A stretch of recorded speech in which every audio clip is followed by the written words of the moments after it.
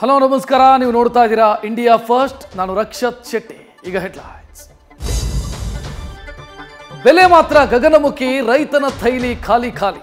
ಬೆಳಗಾವಿ ವಿಜಯನಗರ ಅನ್ನದಾತನ ದುಸ್ಥಿತಿ ಕಣ್ಣೀರು ಉಕ್ಕಿಸ್ತಾ ಇದೆ. ಇದೆಲ್ಲದರ ಮಧ್ಯೆ ಮೈಸೂರಲ್ಲಿ ಬಿಜೆಪಿ ಜನಾಕ್ರೋಶ ಯಾತ್ರೆ ಆರಂಭಿಸಿದೆ. ಆದರೆ ಈ ಒಂಟಿ ಹೋರಾಟ ದಳದ ಸಿಟ್ಟಿನ ಕಟ್ಟೆ ಒಡಿಸಿದೆ.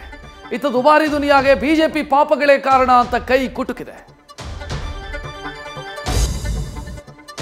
ಟ್ರಂಪ್ ಕೈಗೊಂಡ ಒಂದು ನಿರ್ಧಾರ ಜಗತ್ತಿನ ಆರ್ಥಿಕ ಪರಿಸ್ಥಿತಿಯನ್ನು ತಲ್ಲಣಕ್ಕೆ ತಳ್ಳಿದೆ. ಕಚ್ಚಾ ತೈಲದ ಬೆಲೆ 3% ಕುಸಿತ ಆಗಿದೆ. ಭಾರತದ ಷೇರುಪೇಟೆಯಲ್ಲಿ ಬ್ಲಡ್ ಬಾತ್ ಅಲ್ಲ, ರೇನ್ ಆಗಿದೆ.